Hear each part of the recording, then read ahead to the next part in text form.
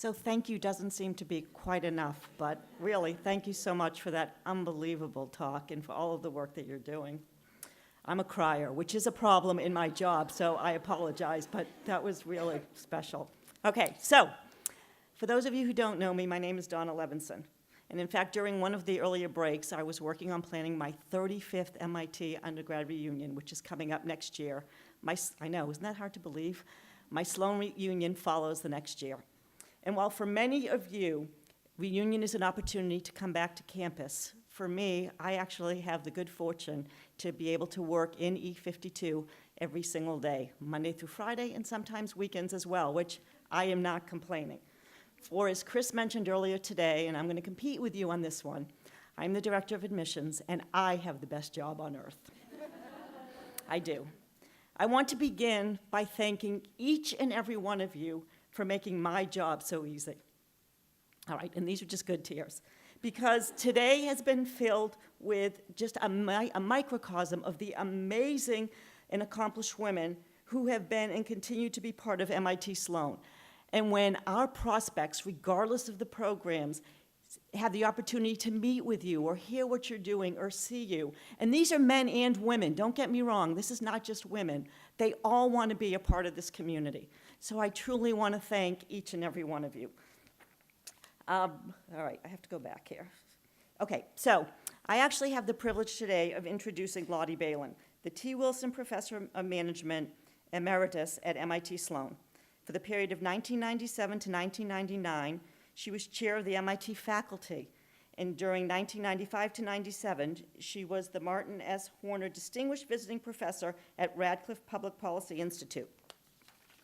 When I was initially asked to introduce Lotte, I was hesitant, and in fact, I said no, because we had never met, and I felt uncomfortable introducing her. And then, and I'm not making any of this up, last Thursday evening, we were both attending this really special celebration put on by SWIM, Sloan Women in Management, honoring women who have inspired them. Lotte, of course, was one of the nominees, and we actually had the opportunity to meet.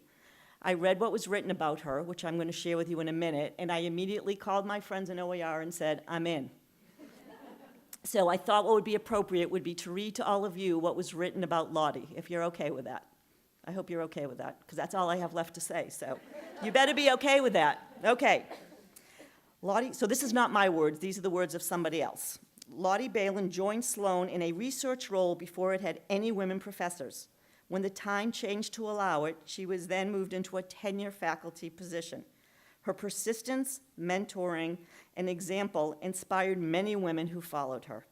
She rose to be chair of the MIT faculty, and in that role, she led the effort to make MIT's Women in Science report public. She did a variety of very influential research, including writing the book, Breaking the Mold, Redesigning Work for Productive and Satisfying Lives, which, by the way, Breaking the Mold is now one of those taglines that we use every opportunity that we get, so thank you. The book was about how business needed to radically rethink its basic assumptions about work, career paths, and time, a rethinking that would allow both men and women to combine work and life more easily.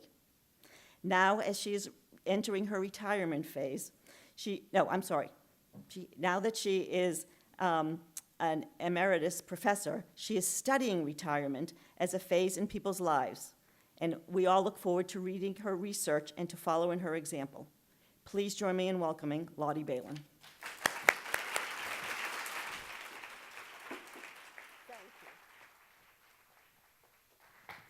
Thank you, Donna. And I'll make a few corrections on what she said.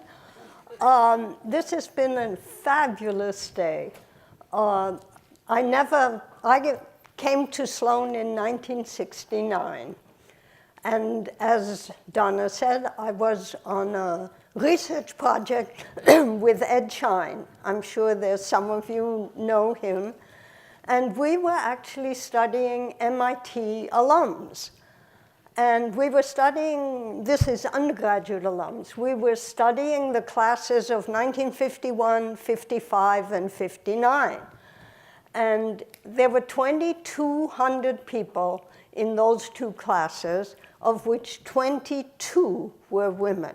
So you can imagine the experience of those women. But in fact, the analysis of that was my first book, many, many decades ago, called Living with Technology. And I had a chapter on the 15 women who happened to answer all our questions of those 22.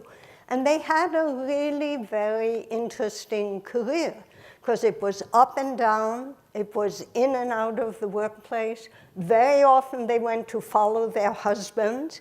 And we got to them at mid-career. And then we found that their attitude to their work and their looking ahead to their future and their professionalism was much better than many of the men who had followed this very linear career, and quite a number of them had reached a point where they weren't having very challenging jobs and somewhat plateaued. So it's an interesting idea of this slow kind of in and out career, which, to tell you the truth, is what happened to me. Because when I came to MIT in 1969, I had had, for more years than I'd like to say since my PhD, had a series of these research jobs. And so this was just another one in this set. I had assumed I would be an academic, but I had gotten married in graduate school, and so I wasn't very mobile, and there were no jobs for women, and so I had this series of jobs. And so there I sat. There was another job for a few more years. But the world then changed. So in the early 70s, I mean, the Civil Rights Act had been already in place for some time. But the institutions really only began to take sex seriously in the early 70s. And that's when institutions were looking for women, which was quite a change from my previous experience. And they found them in their peripheries. They found them in their research associate. So I'll never forget, one day, Bill Pounds, who was dean of the school, he came into my office, unusual, but there he was, and he said, "We've just made you an associate professor without tenure." He had never asked me about this, and I sometimes wonder whether he ever asked anyone else, and that I don't know. So I got on the tenure track, and as the first woman on the tenure track at Sloan, and I was not the first tenured woman. We had, a few years after I started, a wonderful African-American woman economist came in a senior position, and I suspect she helped my case go through. But go back to 1969. Pam got me these data. So the first class was the class of 1970 when I was there. 151 people in the class. The MBA, this is the master's class, 2 were women. In the Sloan Fellows that year, no women at all. Even though I came a year too late, because in the previous year, in the class of 1969, there was the first woman Sloan Fellow, Sister Anne O'Neill. And I think they must have thought somehow that nuns were safer in some way. And when you compare that to 2017, which is the last year, in the MBA class, 37% of women. Now it's 44, and it's heading to 50, because Donna's going to do it. And Donna is also going to solve the Sloan Fellow issue, which is only 30% at this point, and you're going to bring it up. Right? So a lot has happened in, it's almost 50 years. And the question is, have we arrived? Now, if I see a room full like this, I say to myself, we have arrived. It's just, I can't tell you what a pleasure this is. But I'm not sure it's true for everybody. And we do know that there are still some issues. There still is a hostile environment for some women. There still is discrimination. It takes a different form. We heard from Renee, it's a very subtle form of it on the assumptions we make and that we are used to making. So my thought is we have to still go one step further. All the people in this room may have arrived where they want to be, but it's not true for all employees, and it's certainly not true for all women. So what can we do? I think there are different ways of thinking about it. One is individually, and we've heard a lot about that, though I think it's hard for individuals to make much social change unless they come together and do it collectively and systemically. But I think there also is, and then of course there are policies, and we know that the companies are doing all sorts of things to try to accommodate women or other people with caring responsibilities, and those work sometimes and they don't work other times. So I think what our focus should shift to, not that any of these other things aren't important, indeed they are, but I'd like to shift to actually giving a very critical look to what's going on in the organizations, to the kinds of assumptions that people have about what are the rules for being successful. The kinds of assumptions that people have, how do we do the most productive work? And I think we need, the reason we don't sometimes think about this very much is because those rules evolved at a time when there was a different kind of work and a different workforce. And there, particularly at the professional levels, there was sort of this myth that these were men who could give everything to their work and their careers because they were supported both in the office and at home by somebody else. Well, it was actually never fully true. It certainly wasn't true in the lower levels, but it was a sort of norm that was built up. And that, out of that norm evolved these rules about what you need to do to be successful, how you should do your work, which I don't think we've questioned very much. And we need to give them a critical look. So for example, very simple, we talked about this a little, long hours. Luckily, we've heard that we also need sleep, which I was delighted to hear. But what is it about long hours that is so important? Why isn't it that anybody who can't get their work done in a normal set of hours is just inefficient? Why isn't long hours inefficiency instead of long hours being productive? And we know, of course, it isn't productive. We've had a lot of talk about innovation and creativity, and there's a lot of research that says that you need to have time away, that a sort of rigid, dogged attack on a particular problem is not necessarily very creative. People now call it presentism. You know, why does a salesman on the road who's near his or her home have to go back to the office to check in?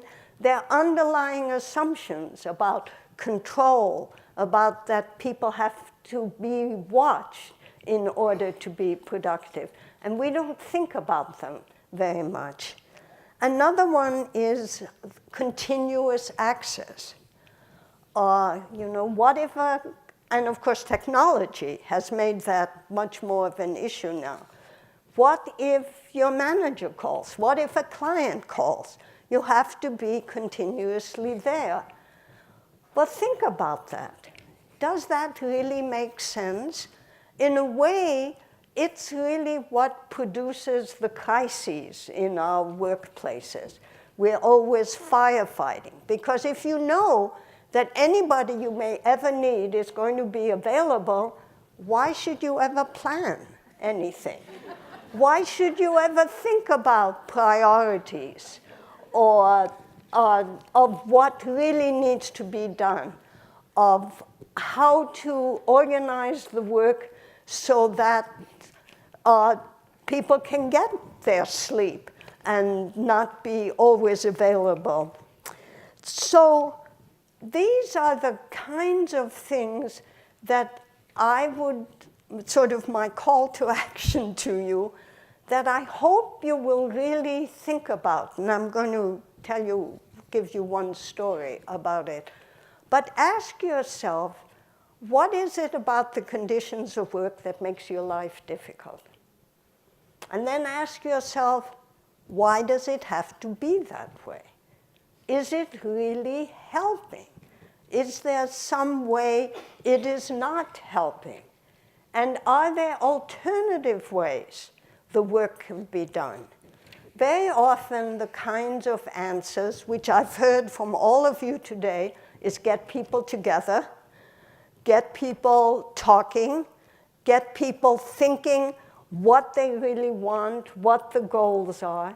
But a lot of places, though I've heard a lot about it here, don't do that. They don't ask those questions. So a critical look, and I don't think an individual can do it in, say, a work group or a segment of the organization.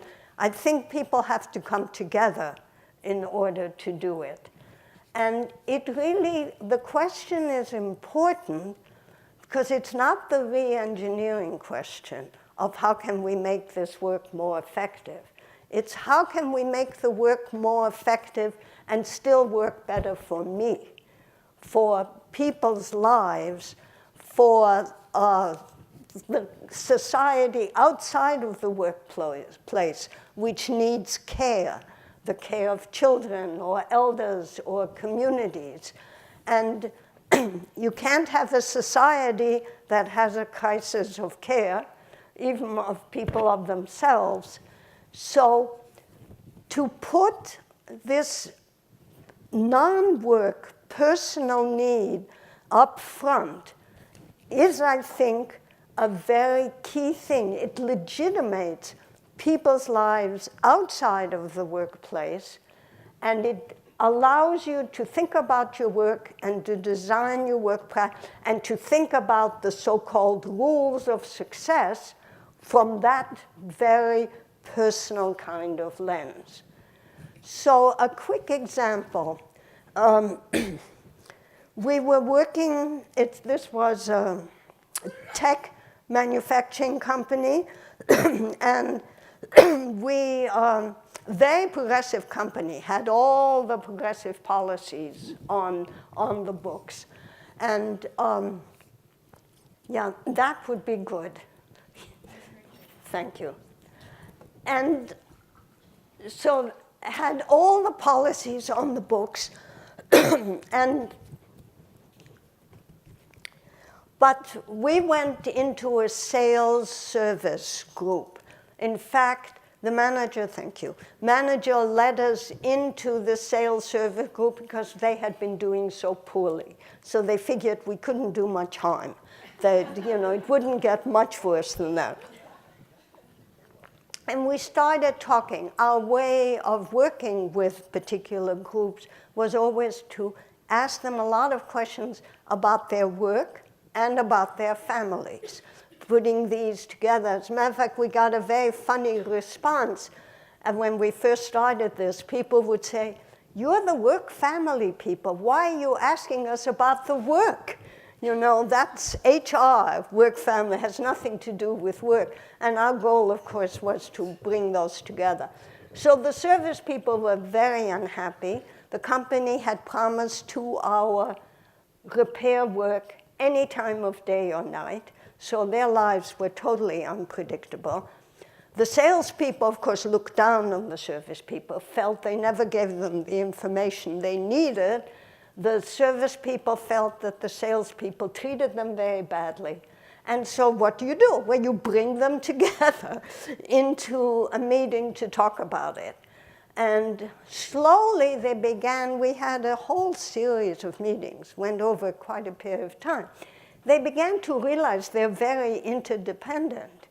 And there was a key point where service reported on a machine they had been servicing a lot, and sales went and made that sale. And that was a big boost to their company. And salespeople even began to have some interest in helping the service people deal with their schedule problems. And it seems obvious. You group the service people together around a particular machine, and you have people on call. You don't expect everyone to always be ready. Seems obvious after the fact. So wonderful, the performance of the group went up, great. The key point, which was really a great learning for us, so we left, everything was fine. Management came to us, and we, of course, reported, and they said, I don't understand. I remember we put these two people together in a group, and it didn't work. So what did you do differently? And what we did differently, we put their personal needs up front, made them discussable, made them realize the interdependence in some way, and that allowed the kind of creative thinking about how they could do their work differently, how they could inform each other in a way that when management comes in and says, you're not doing a good job, get together and figure it out, is not going to really work. So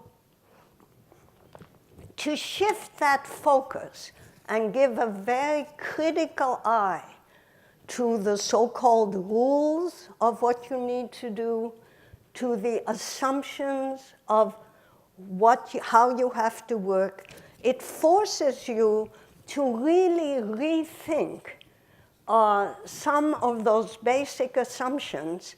And an excellent lens about that is this more personal, you can call it a gender lens or a work-family lens. Bring that in and combine it with the design of work. So let me just end with an anecdote. There was a group at MIT, small group, but quite effective group, and the manager came to see us and said, I have a problem, you've got to help me manage it. She had a small group, and her problem was that 2 of her people were going out on maternity leave. How can I manage this? So the first thing we told her is, you can't manage it. You got to get your people together. You've got to think about it's a predictable time, what has to be done, how to do it, who's going to do it. Your people will know how to do that. And she did, and they came up with very creative solutions. They made a full timeline and scenarios, and it all worked very well. So we got very interested in this, and we had a student who wanted to write it up as a case study. Go in and interview the people and watch how they were working, and what you do in order to make a case study. So we asked the manager, here's the student, can we do this? So she had learned her lesson, and she said, I've got to get my team together. We said, sure, of course. So you know what happened? The team said no. So you win some and you lose some. But I just want to repeat what a wonderful day this has been for me, to see you all here, and I wish you all the best of luck for the best of everything for the future.